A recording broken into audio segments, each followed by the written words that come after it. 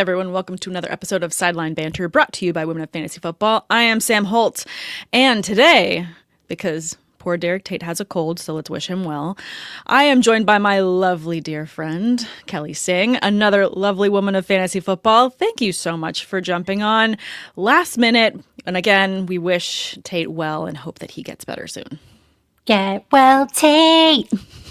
He's going to really appreciate that. All right, guys, we're going to be talking about the AFC West, doing a deep dive, casual deep dive, into that division. If you have any questions, whether it's about any of those teams or anything else, please go ahead and throw them in the chat. Kelly and I will get to them as soon as we see them.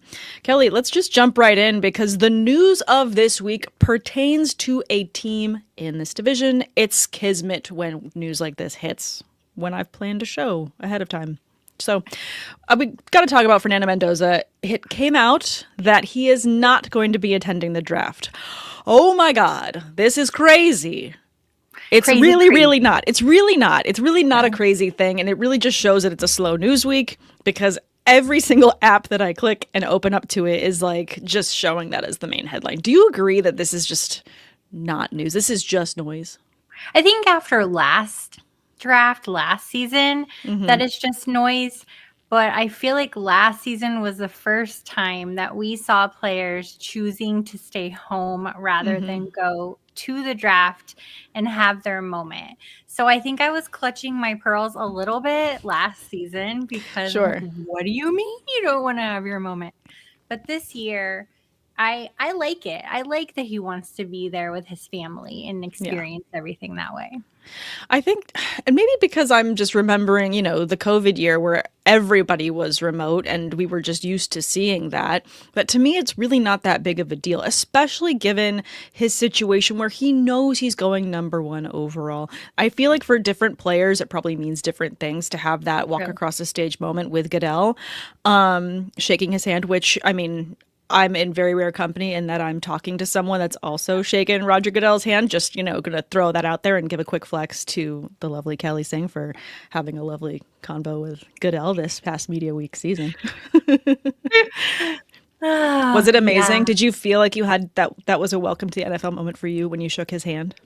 I really did, because then when we saw him later, it was like we were best friends. I think that was the moment for me too, because I got to witness you having that little single Q&A with him. And then later when I saw the recognition on Roger Goodell's face, oh, this is Kelly. And he locked into the convo. I was like, oh shit. Yeah. Welcome to NFL, Kelly. This is a big deal. It was like walking across the stage and getting handed that hat, holding up your jersey. Right. It was just like that.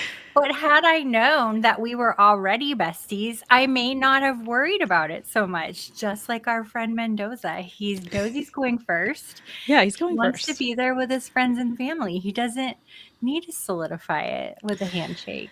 No, I don't think so. And do you feel like there's any kind of correlation too? Because obviously the draft is now migrating across different venues. That could also kind of play into maybe some players going in and thinking okay, well, this is maybe further away from home, further away from family, or vice versa. This is closer to family, so people can go. Do you feel like that's also going to start to play a role in maybe some of these players' decisions? I think it could. I also think it will play a role in a lot of media decisions too for some of these smaller outlets, especially like Women of Fantasy Football, where many of us live on the West. Heading all the way to Pittsburgh is not ideal, especially if players like Mendoza aren't going to be there. Why do I want to go to the party if the main person's not going to be there? I don't want to go. It's like going to a wedding without a bride. This doesn't make sense. Right? It's a very sad party. I think we'll see fewer media coverage and fewer players in attendance. But as somebody in the chat called out, Knucklebuster 420, exactly right. He just wants to spend that time with his family, and we're here for it. Yeah, no, I'm here for it as well. That's why I think I just feel like it's no news, because it's so beyond saying now that he's going to become a Las Vegas Raider. So I'm going to shout out some people in the chat. Knucklebuster, thank you for tuning in. We've got Kim in the chat. Thank you for joining us. Joe, as always, be nice to my Chargers. Joe, I will try my best, but they're not giving me a lot to work with, so don't you worry about that. And then Mr. Scampers, of course, joining us. So appreciate you guys hopping in. But let's stay with the Raiders and just talk about their offseason. Before we get to some, juicy drama stuff, because that was very fun, had to play with your Ravens as well. They signed Kirk Cousins. And have you seen all the side-by-sides of Fernando Mendoza and Kirk Cousins? Because it's pretty laughable, the amount of similarities you just see, even in the way that they look. Yeah, a little father-son vibes happening there. I know. I think is this going to be like a Trading Spaces Freaky Friday situation? Yes. Oh my gosh. There's going to be someone that does an AI video of Kirk Cousins and Fernando Mendoza doing like a Freaky Friday swap where it's like really there's no change, except for Kirk Cousins has several children and is married. So I feel like besides that, it's going to be just a very boring Freaky Friday movie. I think my favorite one, and I forget the outlet that put this video out. It was on the radio or something. And my favorite thing that this guy said was, I want to know and have a camera on how long the handshake is between these two quarterbacks, because neither one's going to be the first to break the handshake, and the volume of compliments back and forth of like, just so respect your game. No, I respect your game. I respect your values. I respect your values, your family. Like the back and forth of niceness between these two guys is going to be pretty laughable. I think so too, and because their post-game interviews are so very similar as well. I mean, they're probably just gonna hit it off right away. 100%. Yeah. Mm-hmm. I guess my question is, how soon is too soon before you place the bet that Fernando Mendoza says you like that in an interview situation? You like that? Yeah. Oh gosh, I bet you know what? I think he'll do it. Unironically, right away. And then someone's gonna point it out, and he's just gonna be like, "Oh, that's so funny."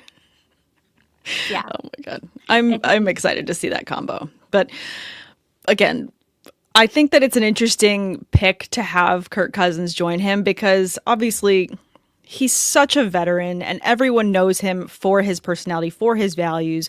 Yeah. He's kind of one of the most lovable quarterbacks in the league, I feel like, from a lot of different standpoints, not just, from a fan standpoint, from a player's standpoint. He just kind of wins over a locker room in a very genuine way, despite the fact that he's got all these, Cole's Cash jokes about him in terms of the dadness of him. It's kind of a brilliant move to pair him with Mendoza, just given their similarities personality-wise. I think it's amazing. I think more teams should be doing this, having that whole mentor-mentee mentality. And we would see a lot more success from our rookies as they're going into the game. Yeah, no, I think that's such a good point to bring up too. Just like, I feel like there's so much on the shoulders of these rookies to be successful immediately out the gate. But I feel like what's going to really help him is not only being surrounded by a cast of clearly quite viable offensive talents around him, but to have that kind of mentor-mentee where he's looking in a mirror, like a future self mirror of like, this is how Cousins has modeled his career, what he's built off of. And he's going to be able to have a lot of those notes, I think, in a way that's very unique to him and his values as well, and how to stay true to himself. Because say what you will about Kirk in any different way, and he's had plenty of fun little viral moments, wearing the chains, partying with his teammates. But Kirk has always just been Kirk. He's never deviated from that. And I would expect the same out of Fernando Mendoza, just given how cemented and those values and everything about him is. For sure. I hope that he does really use this as an opportunity and take some notes, because did you happen to see what Kirk Cousins is going to be making and the amount of guaranteed money that he is still owed? I know. I mean, I think Kirk Cousins' agent is playing chess when everyone else is playing checkers at this point. For sure. I mean, it's pretty brilliant that these deals where, one, teams get rid of players that they still have to pay, even though they're not going to be on the roster, is kind of beyond me. It's the opposite of girl math. I'm like, I want to see where my money's going. This isn't fun. I want a discount. I want to be on the other side where I'm signing these bets where I'm only having to pay a quarterback $1 million, $2 million a year, and someone else is picking up the rest of the price tag. But the way that it's rewritten, you're absolutely right. I think it's brilliant that he's been able to make this kind of money. This one in the chat from Joe, he has the greatest agent of all time, 100%. I think the only other agent I can think of that's like the most brilliant deal ever is that baseball player Bobby Bonilla, that has that Bobby Bonilla day every year where he makes like 1 point something million dollars a year for like essentially the rest of his life. I think it's coming up actually. It's like in 2030 something that his contract will end. But I mean, how brilliant are some of these agents in terms of making sure that their guys get paid? And it's not like he's a standout quarterback, but for many years he's consistent. Like he is the ham and cheese sandwich of the NFL. Mm-hmm. And fantasy wise, I don't know about you guys, but I was picking him up year after year after year until maybe 2 seasons ago. Yeah. Maybe when he went to Atlanta. It kind of took a bit of a dip there, but I feel like it's been a bit of a mixed bag in terms of offensive direction. I think it's going to be a new year, obviously, given the switch in coaching staff there, and there's a lot of upside, I think, for that change. But just speaking to what he's doing here, and again, being this, franchise, like not having this pressure on Mendoza and having Cousins there, I think is going to be incredibly beneficial. Scamper's saying something similar in the chat here, learning how to be a pro without the pressure of having a franchise on your back. Oh yeah, after the longest season of his young career. Exactly. But like, just again, not having the pressure there. And then I just want to post this other one from Scampers because I think it's a brilliant idea. If Hard Knocks can set this up, they're going to live together, right? This from Scampers. I do think that would be the next level. They've got Hard Knocks training camp. They've got Hard Knocks in season. They've got the lead up to the playoffs. We're missing out on the roommates of the league, and I would like to see some level of that. There's 1,000 other reality shows out there. Give me this show. I would tune in for this show 100%. I mean, all I can think of is the line from Step Brothers where he's like, "There's so much room for activities."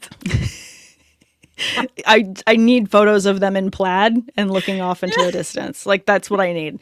I mean, there's been plenty of AI generated ones, but I think that they're when they have their player day where they're doing all the photos for media, they absolutely need to get us as many possible photos of the two of them together. We won't settle for anything else. Wait, before we move on, you had said something about how Mendoza will have like some great receivers, some great talent. Yes. So do we think that the Raiders have been quietly building and just waiting for a QB? Or are we getting a little too excited? It's kind of one of those, is it so dumb it could just work kind of a situation where I feel like they've been building, but it hasn't been without ups and downs. Yeah. They definitely have, I think, a roster that's kind of exciting to look at. And I think depending on how the draft goes and if additional moves are made, I do believe there's going to be a couple more. This could be a really fun roster. Again, you've got Ashton Genty, who, rookie, still so much to build on, a lot of upside because of his huge playability, and his ability to break tackles as a runner is amazing. Then you look at someone like Brock Bowers, who is also incredibly talented. The wide receivers, they need the most work, and that's where I feel like they can do some interesting things in the draft and maybe pick up some additional players. But they also, if they're going to get their franchise QB now, they have the ability to trade away some 2027 very valuable picks, because there's going to be a lot of heavy quarterback talent next year, that they could end up getting some decent wide receivers in terms of a trade. So I'm really curious to see how that moves. Oh, and then of course we got to talk about this. I think that you asked me about this offense because you didn't want to talk about what happened with the Raiders or the Ravens. just, I mean, not to call you, but I see you and I know how you feel. But they did take your Tyler Linderbaum and at center. Yeah. A really fantastic piece as well.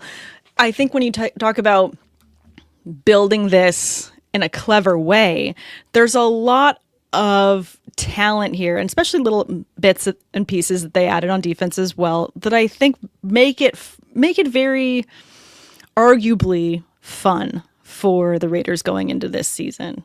And now we talk about how sad you are about Maxx Crosby not being with the Ravens. There's quite a bit of sadness around this. Yes. If you are not familiar with my game, this household is divided between Ravens and Cardinals, except I have like a super soft spot for Mark Andrews. Yes, you do. Yes, and I like the color purple. You do. I am sad because not only we did not want to lose Linderbaum, but there's only so much money to go around on a very expensive roster like the Ravens seem to manage to get. And then the whole Maxx Crosby thing actually is super confusing to me in the sense of it felt like he wanted to get out of there. Yeah. And then when he did get out of there, it was like he didn't want to get out of there. Well, it just also felt like such quick buyer's remorse from the Ravens side, where they had other deals that they were probably still working on. They maybe assumed they weren't going to be able to make the Trey Hendrickson move. And then when they were able to start hearing like the yeses move for that, they were like, oh no, we just lost a bunch of picks. And we really do need to rebuild. So the Ravens actually don't even give up picks like that. So it was our division, no. Yeah. AFC North does not give up picks like that. Not easily, for sure. So that was also quite wild. I mean, it is fair to say that it's just because he didn't get through the physical and they but he was never going to pass the physical. He just had surgery. Right. But it's like are they in such a win now mentality? But what we were hearing from friends in Baltimore was that the idea was to actually have both Hendrickson and Maxx Crosby. That sounds like someone didn't do, like when you go to a board meeting and you're doing, like we're both in different levels of marketing products. It's like when someone comes to the meeting and you expect them to be able to answer every budgetary question for a campaign. And you're like, all right, so we've already spent this. We've got product lined up and we want to make sure we have enough for ads. We have enough for ads, right? And the person is not paying attention and they're playing Candy Crush on their phone. And they're like, yeah, we have enough for ads. And then by the end of the meeting, they're like, wait, did we cover ads? And they're like, we just asked you about that. And you said we were good. And like, oh, that's what we were talking about? Yeah, we don't have money for that. And then you're like, cool, we have to redo this entire meeting because you didn't say you weren't paying attention. That's what it feels like what happened. I agree. It definitely sounds like there were missteps made, and the whole idea of not passing the physical gave them a convenient out. It was a convenient out. It was very transparent. It was clearly an error on their part, and it just looked like such bad buyer's remorse. I mean, it's why we keep our receipts. When I go shopping and I buy something that I shouldn't, I save that receipt. I save the box. I don't take that tag off for a while. I have to stare at that thing in my house and be like, okay, are we doing this? Are we doing this? And then I will change my mind, rarely. But I will sometimes change my mind and I will take it back. And that's what they did. But they didn't. It was like they even looked at, and because this was something that was pretty funny or kind of sad, depending on how you look at it, that Maxx Crosby went on a podcast and he was talking about the experience. And he said that the car ride from the airport to the facility was 2 hours.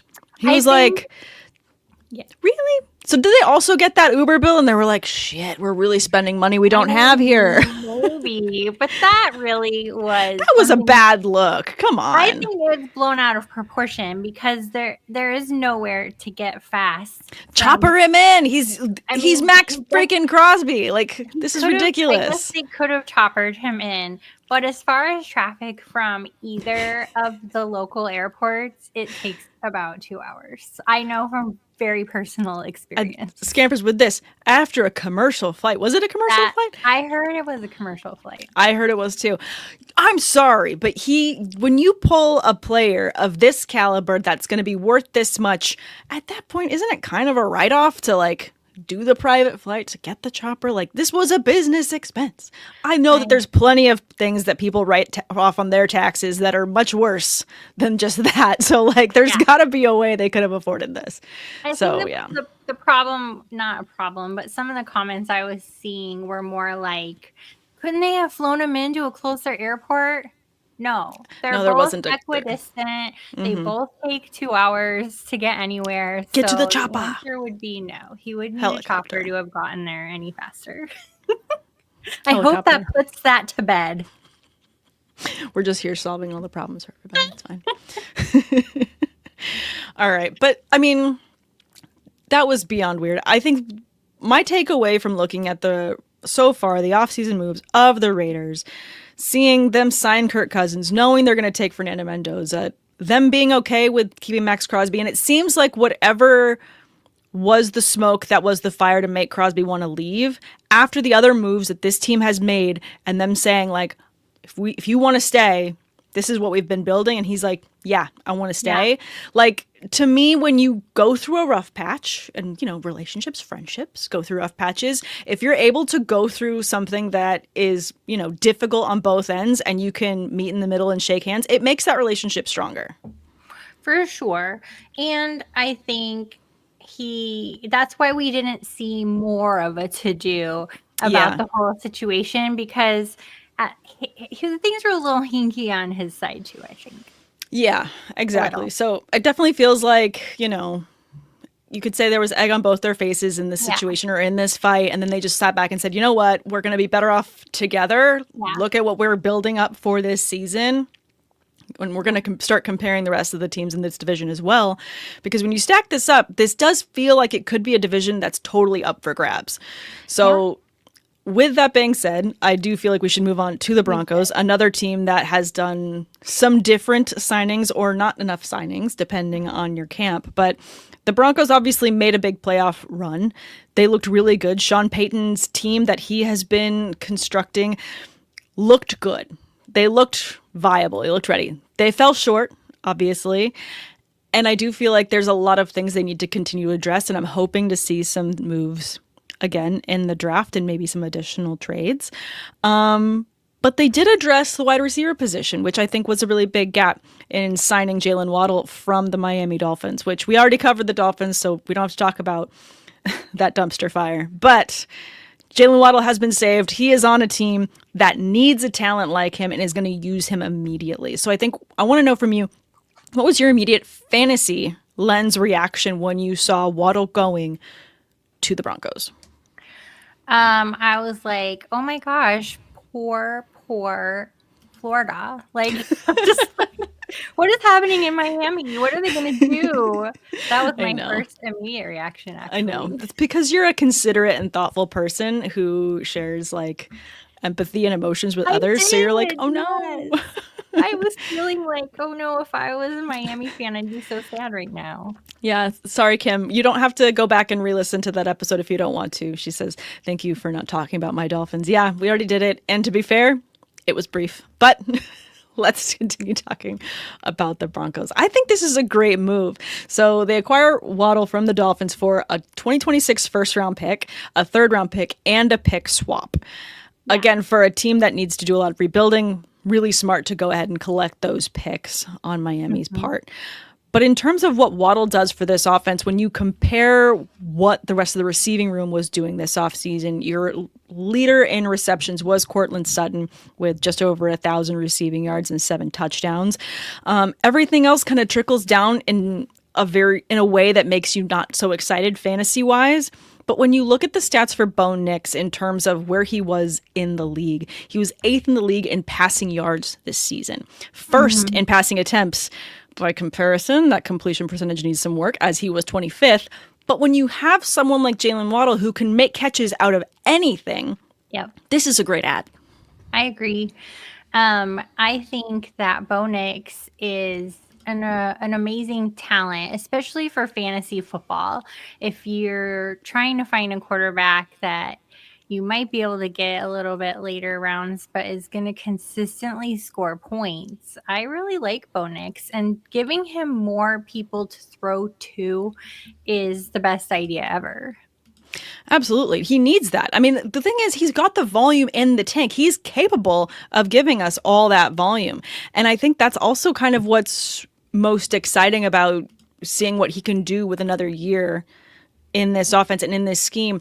And it's going to be a very similar looking team because one of the notes that I have here per ESPN's Jeff Legwold, Sean Payton emphasized that after the Broncos evaluated the free agency class, they decided it was in the team's best interest to re-sign 17 of their own players. J.K. Dobbins being one of those that they wanted to re-sign. So if the only addition that they decided to make in free agency was Waddle, this is a team that's like, we've got a lot of the parts. And now we have another big one. I feel like they've had a lot of the parts for the last 2 seasons. And it's really time to do something with that, you know? Yeah, no, it is. With having traded away some picks, I'm really curious to see how they round this out in the draft. But honestly, I'm just really excited for targeting me some Jaylen Waddle in my drafts this season. Mm-hmm. And I still like J.K. Dobbins as a super, like a late round pick, because just as Jaylen Waddle is great at making catch on anything, I always felt like J.K. Dobbins, healthy, is one of those players that just manages to get through the tightest spots that makes that yardage. He just has to be healthy. That's the problem. That is the biggest problem with him. So hopefully they can have a healthy season out of him. But I think the other thing with him and with Nix, I'm really curious to see how they address the rushing and they keep the workload manageable for Dobbins because of his injury history. You look at Nix's other stats in terms of rushing. He had 83 carries, 356 rushing yards, and 5 rushing touchdowns. There's a lot that you love about Nix in fantasy for that rushing upside. We love it. Yeah. But there's a lot that you need to have a healthy roster going into the playoffs, which I think is kind of a joke because no team is healthy going into the playoffs with 17 games under their belt. Especially in all the interviews going this playoff season, you know, how are you feeling about the health of your team? And every coach is like, I don't have a single healthy player on my roster right now. Right. But when you have a mobile quarterback, how do you balance that out? How do you mitigate that risk for your quarterback? I mean, maybe they should get on the phone with the Ravens. Find out how they handle it. They do. There's a way to balance this out. And obviously, you know, Bo Nix is so young and there's so much you can, you know, still mold about his game to adjust him to make sure he's always protecting himself. And I think that he's done a pretty good job of that, obviously getting to play every game this season, getting hurt at the very last minute. But, you know, this is just one of those things where I think one more year with this roster is going to say a lot, not just about Sean Payton and his ability to construct a team, bend it to his will, but to see how Bo Nix can grow, especially with the caliber receiver that you have in Waddle. For sure. And now that you've talked through all of that, Waddle very well could be the solution for maybe keeping Bo Nix from running too many yards and getting that potential injury, and also mitigating the injury risk to Dobbins. Yeah, no, I mean, the only way to mitigate risk is to not have it on the shoulders of one single player, which is why you need a more balanced roster overall. We're going to talk about the Chiefs in just a second, who's a team that definitely needed to balance out different positions going into this 2026 season. But I'm really curious, how do you feel about Evan Engram? Because I feel like he was touted last offseason as being a big tight end ad. And in terms of his overall performance, not exactly what we're looking for, especially when it's coming to tight end premium leagues. For sure. I mean, I was on board with that train, and I definitely left the station disappointed. But I don't know that he's going to do any better, honestly. I think what happens is somebody gets a hold of something and then it runs like wildfire. And you know me, I'm going to find all the reasons to why it would happen. Because you're a positive person. Positivity. And then it's like, shoo, I missed all the red flags, every single one of them. Okay, well, one of us does better with red flags than another. Yes. You are happily married and you have 2 lovely daughters. I have a cat. So let's talk about the Chiefs and move on from the Broncos. But again, I think just to sum it up, I am excited for the Broncos this offseason. Did you have any final thoughts on them before we jump to the Chiefs? I was just seeing some of the comments. Wendy, we already talked about the Raiders. We think that Kirk is going to be a great father figure.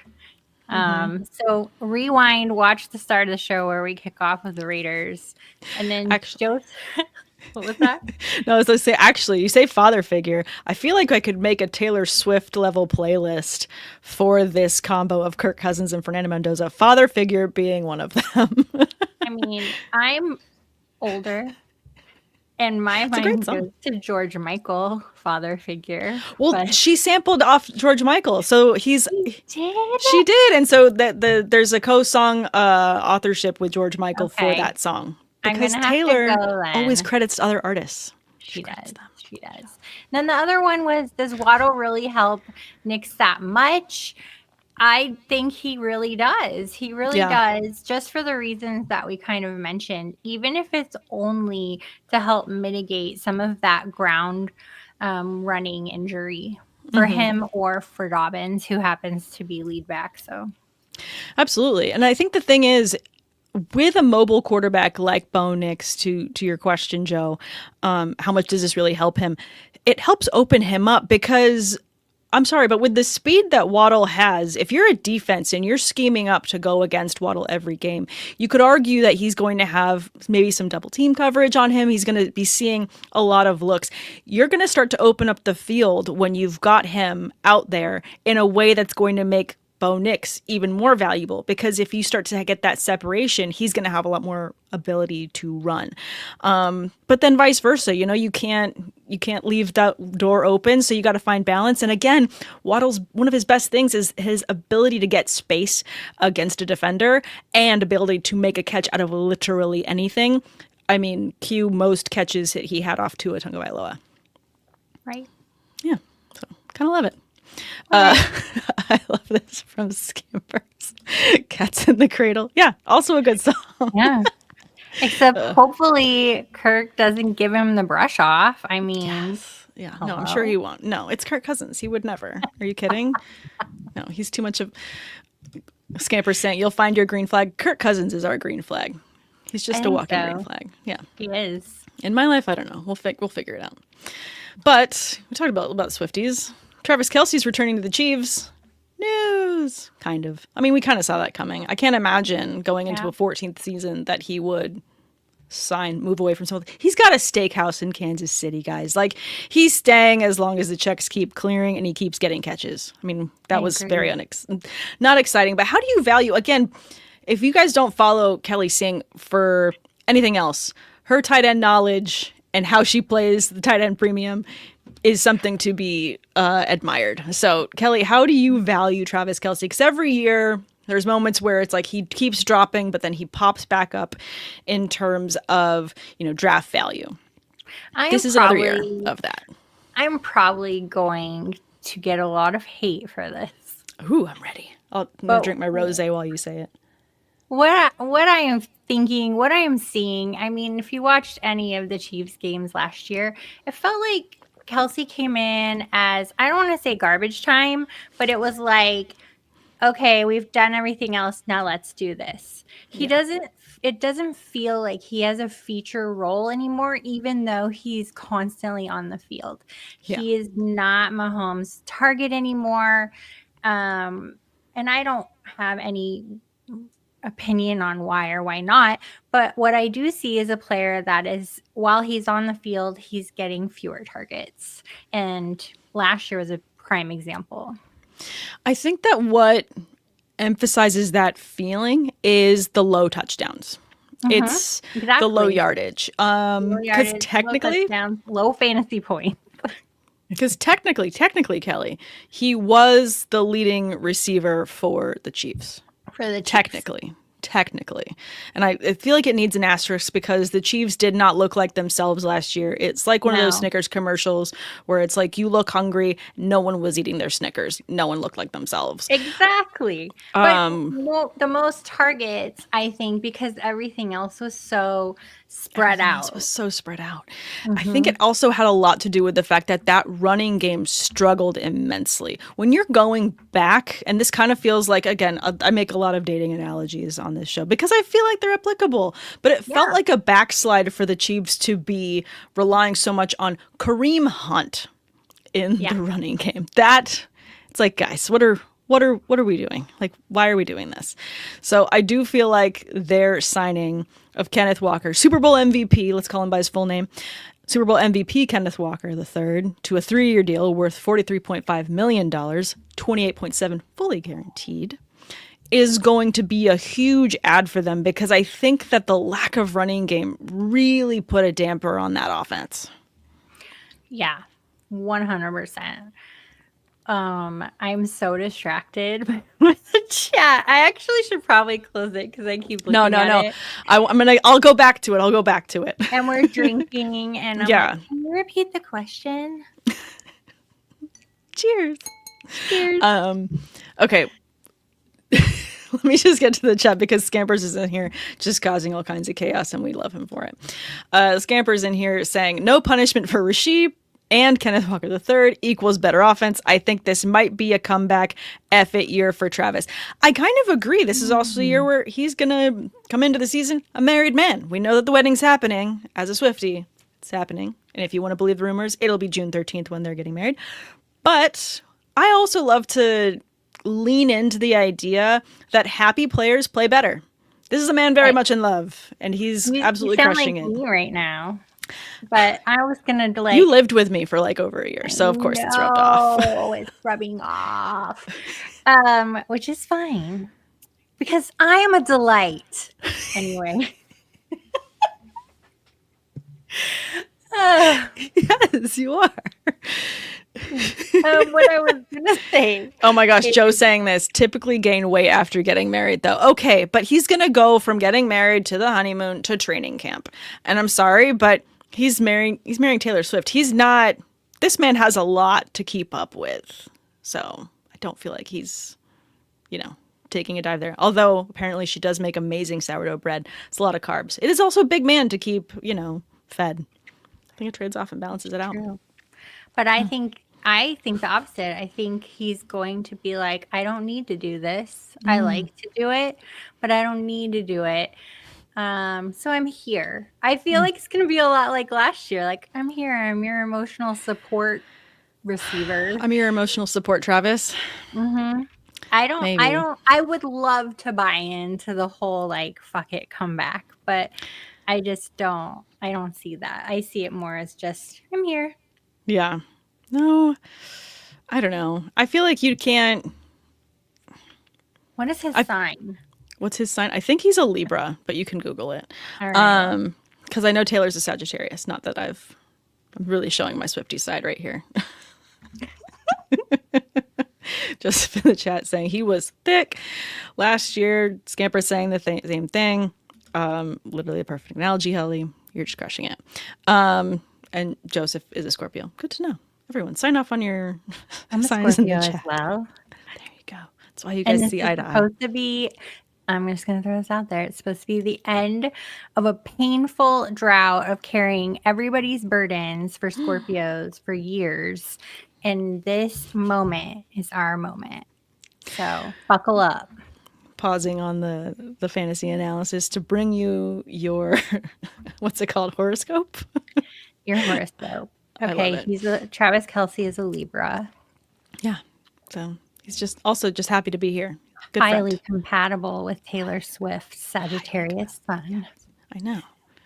I have yet to find myself a Libra. I will be honest. But I was just wondering if he was a Scorpio, then I might change my tune because we're supposed to have several months of good happenings, Scorpio. I'll bet for you. All right, let's finish talking about the Chiefs with talking about Mahomes. Obviously, he dealt with a brutal injury this season. In terms of backing him up going into this next year, it'll be Justin Fields. I'm really curious to see how Mahomes tracks on this recovery this offseason because I think we're already seeing, some of those in the gym videos and starting to get his mobility back. And we, of course, have seen him in, plenty of documentaries. Again, understanding his strength training and what he does to get ready for a season. However, it did feel like, to your point, there was a lot of just mismatch, them not looking like themselves last year. There was a lot of games where Mahomes put the game on his back and they just could not get the win. I'm very curious to see what he does to, improve going into this next season. But because I feel like the Chiefs kind of plateaued and let themselves just be, for lack of a better word, mid last year and thought they could get away with it. And they can't, especially when the rest of the teams, especially in their division, are finding so many ways to elevate their game and to improve across multiple things. Because the Chargers looked better. The Broncos made a huge playoff run. Like, this was a situation. Chiefs didn't make the playoffs. Right.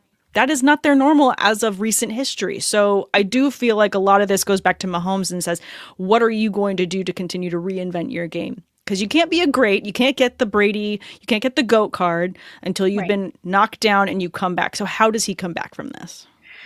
Yeah, he definitely needs to show something. It's no coincidence, I think, that they brought Justin Fields over there to back him up. He's young. He needs tutelage. Mahomes can tootle. But he has to show something, and maybe they're trying to light a little fire. Who knows? I mean, the Chiefs are it. Look, on paper, people don't get mad. They're still the best team, I think, in this division. But they're not the safe bet anymore. No, they are definitely no longer the safe bet. And I feel like, especially in the last couple of years, it feels like there's a lot of animosity between divisions in terms of trying to knock each other down. And teams actually saying, F them picks, let's go and make a team and find ways to win.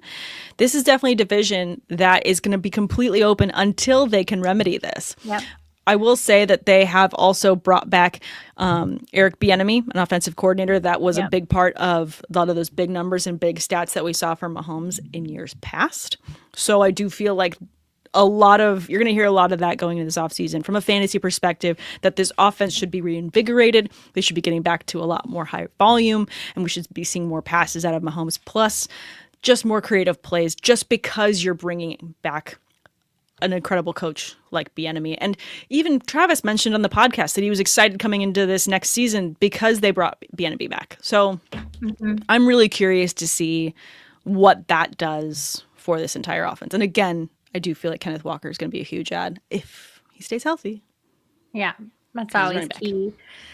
If we're going to throw out like, he's got that dog in him this year. If I was going to pick a player for that, I think it would be Mahomes. He has a lot to lose if this season stinks, I think. Even if it's just face. Like, he has to save face. That's the bottom line. So that's a player that I would vote for that's like, I'm going to go lights out. Yeah, that if you want to draft a player this offseason, going into your drafts, you want to put someone on a post-it that's like, this is someone that has everything on the line. I definitely agree. I feel like this is not going to be an offseason where I discount Mahomes. Last year, I was completely out on him. I was out too. And I feel like it ended up kind of working out a little bit that way, though he had some, of course, moments because they were playing from behind for so much. However, this is not going to be one of those off seasons. You're going to hear it from me now, and I will say it till, we kick off, this season. I do feel like there is going to be a lot on Mahomes' shoulders because you say he needs to save face. He is the face of the Kansas City Chiefs. He has the big contract. They have invested everything. He's invested everything there for the city, for the community. He has to rein this back. There is a lot that he needs to do to fix these things. 100%. Scampers, you maniac. Scampers in the chat saying, it all fell apart when he cut the mullet fro. You got to kind of did. Bring it back. I would argue that once Kelce started going into training camp with these mustaches, things dropped off. So, bring back the full beard all season long, Travis. Mahomes, fix that haircut. Let's get this fantasy value right back where it needs to be. All right. Saving a team for last. I'm not going to say best for last because we're about to talk about the Chargers. And my notes are limited, to say the least, in terms of offseason. I had another note that I didn't throw in there. I mean, not about not about the previous team. Okay, We're about Chargers. Chargers. I had an extra note about the Do Chargers. we have to? Sorry, Joe. We Sam, do. I want to know because I want to know. Is Tomlinson making an underrated impact? Dalvin Tomlinson, like that's my big question. People, are we sleeping on that? We might be. The thing is with the Chargers, I think there was a lot of different places where they needed to make adjustments and they need to fix this offseason. Obviously, like every other team, everyone needs to get healthy. But I also feel like every team needs to address defense in the offseason and find ways to fill in gaps. And he's definitely a big gap fill. I'm guessing that you feel the same way. No, I really do. And I think that the majority of their important key additions are in those specialty areas, especially, the O-line has an upgrade as well. I'm losing my words because things are kicking in. But what I want to say is the Chargers may not have had sorry. The Chargers Sorry.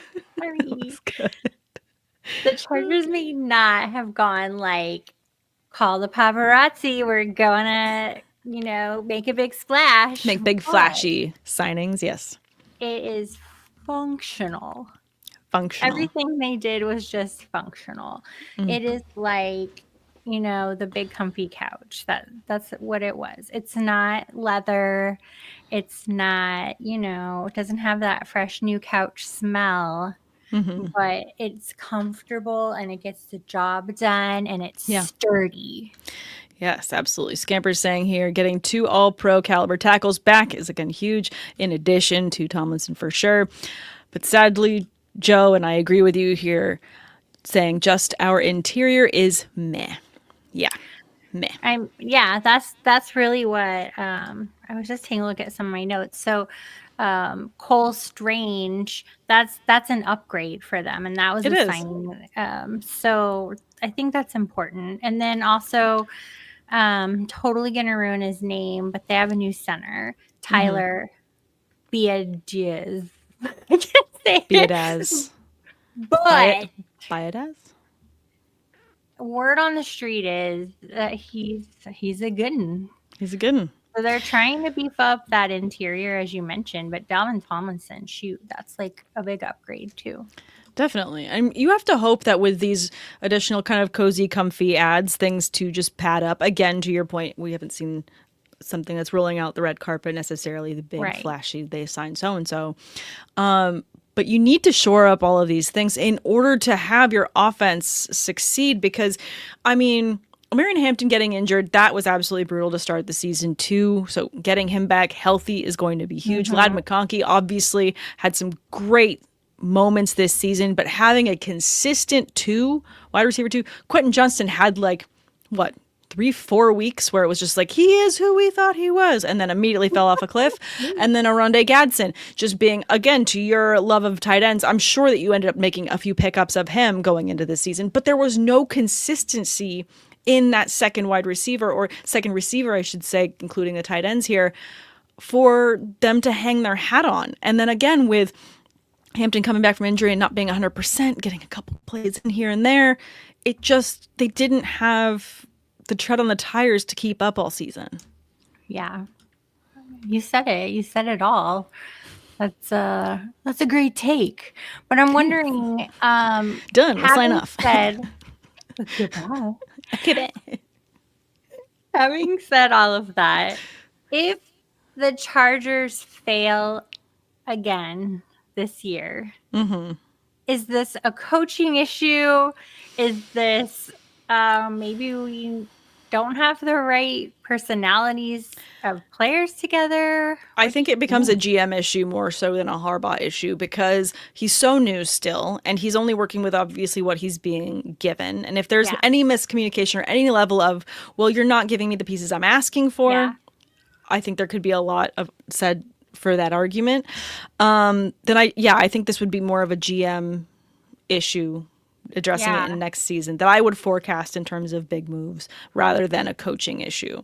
But I mean, and I'll just leave this to Joe, our resident fan here, saying, as long as the Spanos own the Chargers, we will always fail. Sometimes it's a top down, and then again, just to save themselves, it would likely be, I could see a coaching shift, but it just doesn't make sense to move on from Harbaugh when you have such clear talent, but you kind of get, stub your toe early with, again, so many injuries. Joe Alt being hurt was a big hit for them as well, so getting him back healthy is going to be huge. Yeah, I definitely feel like they've got a lot to address. I'll get to all of Joe's comments here because he is our Chargers fan in the chat, so I want to make sure that we get these here for you, Joe. Saying, we are going to need to run some outside runs and swing out Hampton to get him out in space. Agreed with that. It definitely felt like they were treating him as a bit of a one-trick pony this season, but I feel like they kind of did that because of the injury situation, and they weren't trying to make him, uncomfortable in space. And then this one again from Joe. I still don't and never will trust Quentin Johnston. Gadsden would have been great if our O-line wasn't horrible. We had to take him out to put him in blocking. Yeah, that's why he ended up disappearing. Yeah. Fantastic note there too, because it just felt like they kept getting in their own way all year. And so I want better for them, if nothing else, because it's more fun when we obviously see every team succeed. But with the Raiders doing what they've done, just to kind of bring it back around, doing what they've done this offseason to rebuild, and obviously being front-loaded, knowing that they're going to be getting Fernando Mendoza. They've got him backed up by Kirk Cousins. They've got a great look going into this season, knowing that the Chiefs have addressed a big issue they had last year, grabbing Kenneth Walker. And then I'm missing another team. What the fuck is the other team? Chiefs. Oh, the Broncos. Yeah. The Broncos have done a ton, obviously re-signing a lot of their players from last year, but then going out and grabbing Jaylen Waddle, who's going to be, I think, a really big key player for them. The Chargers have a lot they need to prove because this is a division that's not resting. I think as a team, the Chargers have the most to prove. And we already touched on quarterbacks. I think Mahomes has the most to prove. Herbert doesn't have to prove anything except because he's going to get paid anyways. He's probably in my eyes, I think he may be the best quarterback in this batch. But they just can't get it together as a team, where on the other hand, you have teams like the Chiefs and you have Mahomes, and you're supposed to all be elite, but he's just not doing it. So he is the most to show there. I think the Broncos are kind of like the same. I mean, they made some upgrades. They're making some changes. They're still a talented team. And then you have the Raiders, which is a total wild card situation. If quarterback succeeds, they're going to do well. If it completely flops, they're going to have another bad season. Yeah, 100%. And the Diamond joining the chat. Raiders. We covered them right out the gate. So if you missed it, please go back after this episode closes and check that out, because we did give the Raiders their flowers and their love, and I hope that we did you proud as a Raider fan there. And this last note I think is perfect from Joe, saying, it's more fun when you have the team with the best jersey to do good. Yeah. It's more fun. Definitely more fun. Well, Kelly, thank you so much for jumping in short notice to help me out this week. Obviously, guys, if you were missing Tate, he has a fever, so wish him well, and I hope that he feels better soon. But yeah, we covered all of the lovely AFC West. We'll be going south next week and finishing on AFC North in time for the draft, which sadly, Women of Fantasy Football will not be attending. However, we will definitely cover it. So we'll make sure that we bring you guys all the analysis we can. Kelly, do you have anything you want to shout out to make sure that those that are tuning in live watching can follow that you're putting out there? You do so many amazing things. You can follow me on the app formerly known as Twitter at Kelly and Phoenix. Or if you're at the good place, Blue Sky, it's also Kelly and Phoenix. But I think while we have this little platform, I was just laid off as part of a workforce reduction. If you happen to know of any awesome companies hiring marketing director and above experienced people, please hit me up, please. Yes, absolutely, because you're brilliant with marketing. You absolutely need to get You're back brilliant. You need to get back in on the sports side, absolutely, when it comes to marketing. So I know, I miss it's just it so too much fun. It is the fun stuff. All right, guys, thank you so much for tuning in. Like we said, make sure you like, subscribe, follow everything on Women of Fantasy Football so you don't miss out on any of the amazing content that we're here to provide. And I will see you next week as we cover the AFC South. Love y'all and have a wonderful week.